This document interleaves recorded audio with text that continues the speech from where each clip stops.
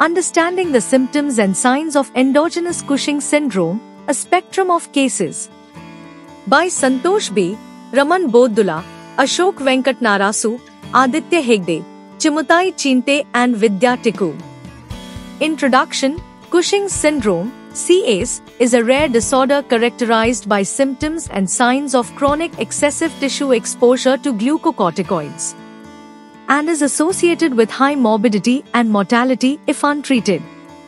A few common features of CAS include truncal obesity, moon phases, increased fat in dorsocervical area, ecchymosis, plethora, striae, proximal muscle weakness, thin skin, pigmentation of the skin, osteopenia, osteoporosis with fractures, avascular necrosis of bone, mood changes, hypertension, impairment of glucose tolerance or worsening of glycemic control, susceptibility to infections, edema, deep vein thrombosis, pulmonary thromboembolism.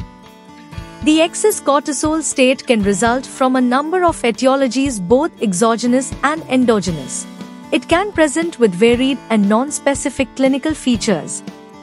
Hence, having a high clinical suspicion is important, and it can be challenging to arrive at an exact diagnosis, which is very important to initiate appropriate treatment. Here, we present a spectrum of endogenous Cushing's syndrome of different etiologies, which are presented to us at different age groups and with different clinical features. Description of cases. The main aim of this article is to understand the different symptoms and signs with which the patients with endogenous Cushing's syndrome present. The knowledge required to suspect it even in a non-typical presentation, the extensive and laborious workup done at arriving the diagnosis and localizing the cause, and then finally initiating appropriate treatment. We randomly chose 8 cases of endogenous Cushing's syndrome of different presentation and etiology, who presented to our hospital. We had patients whose ages ranged from 13 years to 60 years, patients presenting with typical features of Cushing's syndrome to non-specific features and even being asymptomatic. All the cases underwent appropriate and elaborate workup to arrive at a diagnosis and also to localize the exact lesion. They then underwent appropriate treatment either in the form of surgery, excision of the lesion responsible for the cortisol excess, or medical therapy. The outcome of the patients was good in 6 of these patients. They achieved remission during follow-up.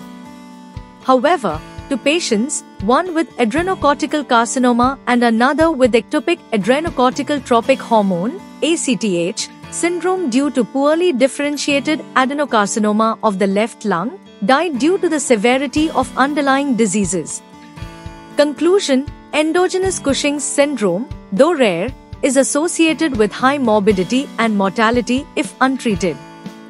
A high degree of suspicion and a good clinical examination are required to diagnose Cushing's syndrome, especially in non-florid cases and those with non-specific features. A systematic, orderly evaluation is required to establish the correct diagnosis and to localize the cause, which will help in the planning of appropriate treatment.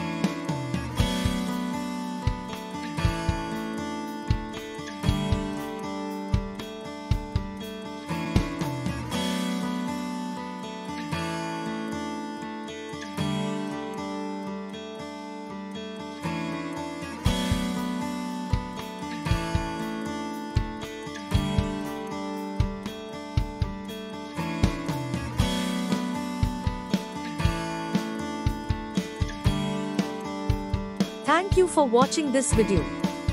Please subscribe our channel for watch more scientific research videos.